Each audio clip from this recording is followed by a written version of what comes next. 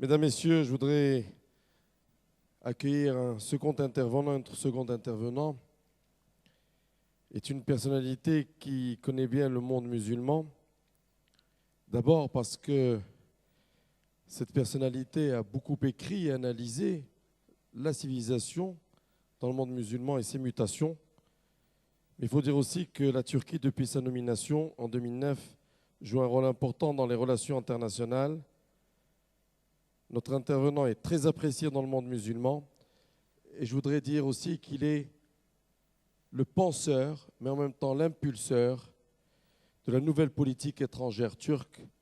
Je voudrais proposer d'accueillir le ministre des Affaires étrangères turc, M. Ahmet Davutoglu.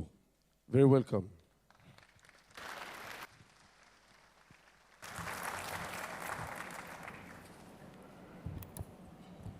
President Toledo, Prime Minister Swangray, my dear colleague, Minister Fasih Fahri. First of all, let me express my thanks and gratitude for these excellent organizations to MEDays Forum and Amadeus Institute. Really, it is a historic time. We are talking on global governance. First, I want to share my views on global governance and transformation of international system. Then I will try to analyze regional transformation in the Middle East through Arab Spring.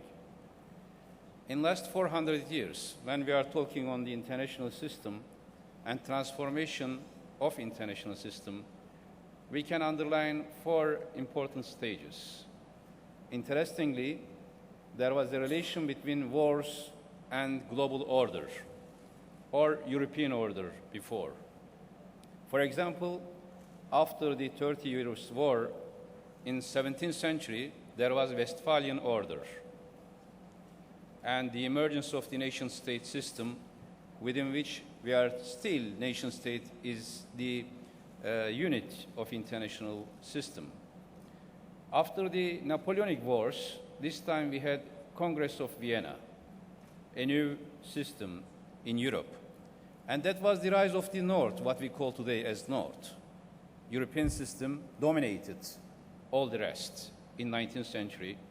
What we call today South, step by step, was colonized, and there was a marginalization of Asian, African, Latin American economies with the rise of the industrial capitalism. Then we had First World War. And at the end of the First World War, we had League of Nations, another attempt of establishing a global order after a global war. But unfortunately, because of this new system and the rise, the peak of the colonial administrations, like French and British colonialism and franc and pound blocks in economic sense, we had also 1929 global economic crisis. Then we had Second World War.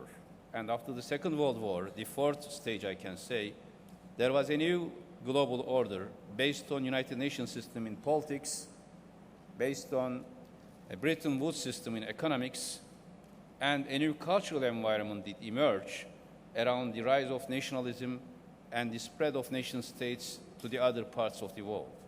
And the new polarization was Cold War. If we follow this sequence, in fact, Cold War was a global war as well, which continued for 5 decades, in which different methods were used throughout the globe, in Vietnam, in South Asia, in Eastern Europe, in the Middle East. There was a Cold War polarization which distinguished and separated societies and countries from each other because of being member of one bloc or the other bloc. This Cold War ended in 1989. But from 1989 until now, we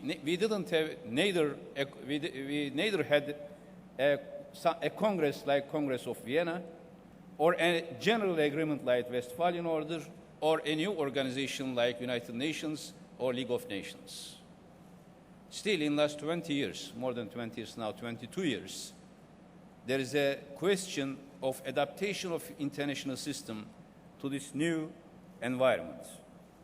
We have been talking on reform of United Nations, but nothing was achieved in the last 22 years.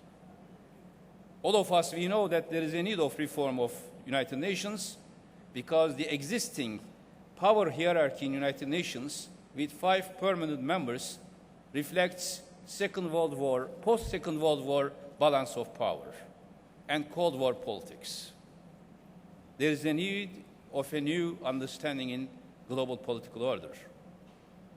And we know in the last 22 years, there were several crises in Balkans, in Middle East, in Asia, in Africa, and almost none of them were solved in an appropriate manner. We have many frozen conflicts.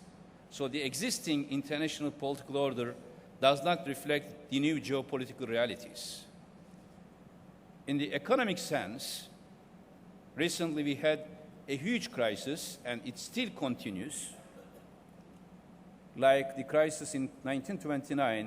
1929, the crisis was much more small scale, much more located rather than globalized. Today we are going through a huge economic crisis which is affecting and which will continue to affect daily lives of everybody.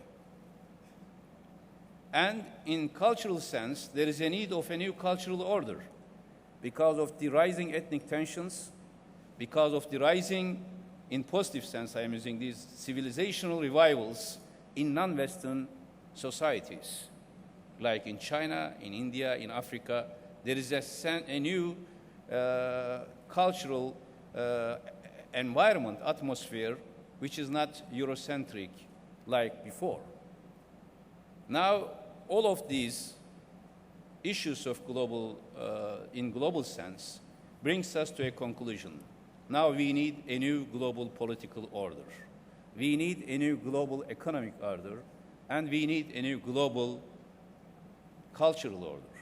For us, for Turkey, the main concepts of these 3 needs should be like this. The new global political order, the main concept should be a new participatory system. Not hierarchical, but more participatory. More regional context, instead of just imposed by certain power structures. There should be more participation in every case by regional powers, neighbors, if there is a crisis, and there should be more participation by all nations, by all people, from the south, from the north, but here the context of south is important because in the old Second World War context, south and east were marginalized. There should be more participatory character of international political order. In economic sense, there should be a new understanding of productivity and justice. Economic productivity of North should be merged with the search of the social justice of the South. If there is no justice, productivity alone will bring a huge imbalance of wealth. And a search for justice only, like socialist thinking before, without productivity, will make all of us equal in poverty rather than in richness. So what we need is to have a new economic understanding which will bring justice to the world. When we went to Somalia with Prime Minister Erdogan in August, with the leading intellectuals, politicians, NGO leaders of Turkey, 200 of us, really it was a very painful experience for us observing how Somalian people are living in such a condition. And we were even more frustrated when we learned that in the last 20 years, there was no other prime minister or a state leader visited Somalia except, I think, Ethiopia or Uganda to visit the presence of African forces. Now, this is a question for all of us. If we have Somalia on one hand and some very advanced economies on the other hand, this economic system is not sustainable at all. Similarly, if we are together against extremism in all sense, we have to be equally against racism rising in Europe, in North, against the people of South, like Moroccans, like Algerians living in Europe, like Turks living in Germany. At the same time, against all type of religious extremism in the Muslim world or in other parts of the world.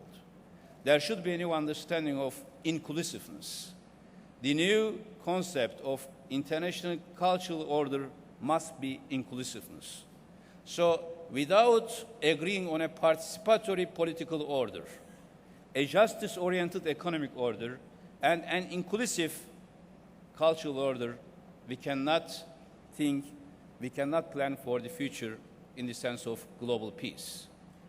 When we come from this context to this context of global order, to the context of the Middle East and Arab Spring, I think there is a correlation between these two. Arab Spring did not emerge in a vacuum. Arab Spring did emerge after a long decades of humiliation against Palestinian brothers and sisters, which was a reflection of injustice in global order. It came after 22 years after Cold War. The old Cold War structures continued in the Arab countries. In fact, the earthquake, if we can say earthquake for the end of the Cold War in 1989 and early 1990s, the Arab Spring today is aftershock of these earthquakes.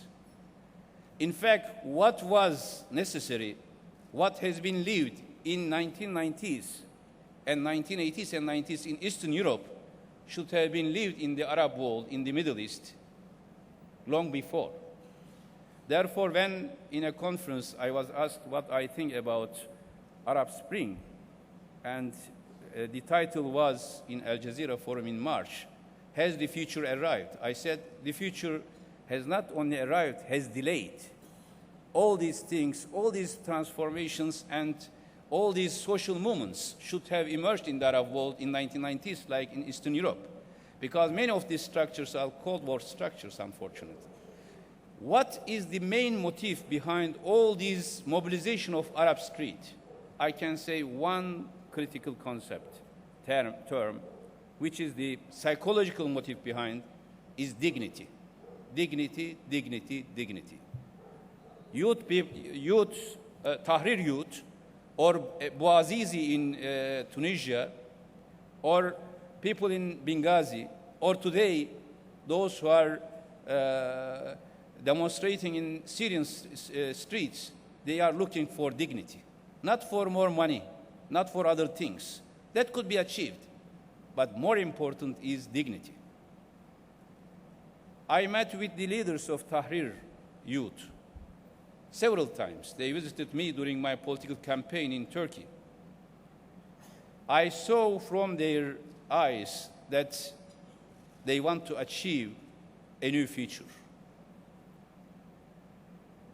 Here, what is the process itself? Again, the second term, which could explain the historical transformation in Arab Spring, is normalization of history. Normalization of history. Why? What do I mean by this? Is in 20th century, the Middle East, Arab societies, Turkey, Iran, all the Middle Eastern societies had two abnormalities. One was colonialism, the second was Cold War politics. In colonialism, all those societies who lived together for centuries, they were separated from each other. In Iraq, there was a British colonial system. In Syria, there was a French. Or in Egypt, a British. In Libya, an Italian. In Algeria and Tunisia, French colonies. While all these societies lived together this way or the other way for centuries. In Cold War, the situation has even worsened. The new nation states did emerge.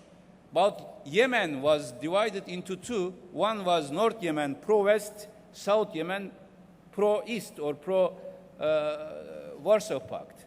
So the societies were divided. But after the technological revolution, every Arab young boy or girl has a new network. Whatever happens in Tunisia is being followed in Qatar or in Bahrain or in Syria. Whatever happened in Egypt, they had a new network. And they realize again now that they have a common destiny. Therefore, Yasmin revolution in Tunisia started as the Tunisian revolution, but motivated, accelerated an Arab revolution, a regional revolution, because all these youth, they link to each other today. Therefore, I can say if it is an earthquake, this is a youth quake. Here, the solution is simple. This normalization of history will continue. And societies, generations will know each other much better. What we have to do is to listen to these voices, to respect these voices, and to respond positively after understanding what they want. If we try to prevent them, like some leaders did try to do, and today, unfortunately, Syrian administration is trying to do, it is acting against the flow of history. Like Ceausescu in Romania did not survive, Milosevic in Yugoslavia did not survive. No leaders in this region can survive if they don't listen the voice of the people. Today, Morocco is a good success case. Why? Because Moroccan leaders, especially His Majesty, responded to this event, and there was a constitution reform which was put into referendum in July, and there will be an election soon in Morocco. In Tunisia, there was an election. In Egypt, there will be elections. In Libya, we hope there will be democratic elections, and we hope that there will be a new synergy between state and society. Then nation states will be re-established, and nation states will not be barriers against each other, but they will have to reintegrate because today youth is more integrated in our region than the regimes. They are integrated, they understand each other, they are affecting each other, while we are not having such a close coordination in our relations. As Turkey, how we see this and how we can approach to this issue. Turkey is, like Morocco, is a multi-regional, multi-geographical society. Today, I had a great meeting with my Arab colleagues in Turkish Arab Forum. Tomorrow, I will be dealing with some Balkan questions. The day after tomorrow, we have some meetings of Turkish Central Asian entrepreneurs in Istanbul. We are an Asian and a European, even an African country because of being neighbor to Africa, and we have a huge new African initiative. In last 2 years, we opened 22 new embassies in Africa. We want to be more active in Africa, not for economic reasons, but more to deal with Africa, like how we are dealing with Somalia or others. We want to share our experience. We want to share the destiny of African continent. Similarly, we opened several embassies in Latin America, including Peru last year, because as a country located in a very critical geopolitical geography, we want to play more role in regional and global affairs. When we look at today, from our western neighbor, Greece, all the way to Spain, there is an economic crisis. And from our southern neighbor, Syria, all the way to Morocco, we have a political crisis. And in Mediterranean Turkey, fortunately, I hope this will continue, we have a sustainable economic growth and a functioning democracy. Last 2 days ago, on Monday, I was in our parliament for my budget, and I said, if there is a success today of Turkey, there are three pillars of this success. One is democracy. We had a very successful election in June. Democracy is important because democracy motivates people. Democracy opens the ways for the energy of the people. If you respect your people as the leaders, your people will be motivated. And if you understand the logic of the people, of the social mobility in your society, then you can win the election. In this election, our party got 50% vote almost. In multi-party democracy, it's a big success. In autocratic regimes, it is easy to get 99%. But in real democracy, 50% is very good. Democracy is important, not as a cliché, but as a real participatory political system where state elites can work together with the masses. Second important pillar of Turkish success in this framework is economic growth, economic response. There is a huge economic crisis around us, but in the last 3 years, Turkey is growing every year around 9 to 10%. And this year, in the first quarter, we were the biggest growing country in the world. In the second quarter, we were the second after China, around 9% economic growth. But this economic growth is linked to democracy. If you do not have a democracy in the sense of opening the way for the people, you cannot have an economic success. And the third pillar is active foreign policy. Because if we did not diversify our economic relations in the last 9 years, today our economy was much more dependent on European economy, and we would be affected much more than anybody else. But what we did, through our multi-dimensional foreign policy, we have diversified our economic relations. So these three pillars are supporting each other. If you have a strong economy, you can finance an active foreign policy. If you have an active foreign policy, you are bringing self-confidence to your people, and people is getting more proud with the more self-confident, so that this is promoting your democracy. So these are all interlinked. What we want to achieve is, we want to have a stable, prosperous region around us. In Middle East, in Balkans, in Mediterranean, in Caucasia, in Central Asia, we want to have stable, democratic, prosperous neighbors. Therefore, we declared zero problems with our neighbors, because we want to develop our relations with our neighbors. Therefore, in Arab Spring, we established two principles. One, Turkey will support the rightful demands of the masses, Arab masses. Secondly, Turkey will do everything possible in diplomatic sense to make this transformation in a peaceful manner. Therefore, we used efficient diplomacy in several of these issues, but at the end of the day, of course, all the countries in our region, they have their own choice. They will decide for their future. Nobody can impose. If we allow them, and if the leaders allow these nations to function on their own, I am sure all Middle Eastern societies, which had established several strong civilizations in the past, strong economies, big cities in the past, will make a success story in the future. We should respect these societies, and we should help them if they need help. But we should not impose anything, any solution. That is the decision of the peoples, and they will decide for their own future.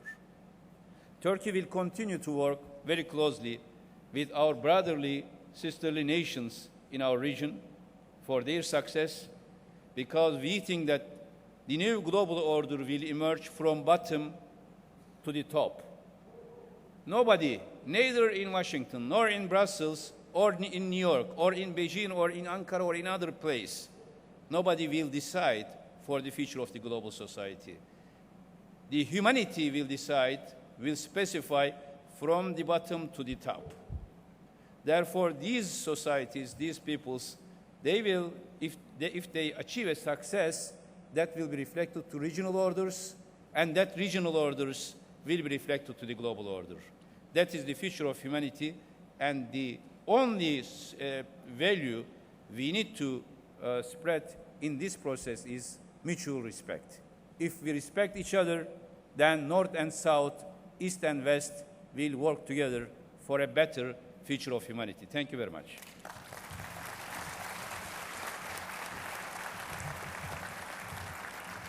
Thank you very much.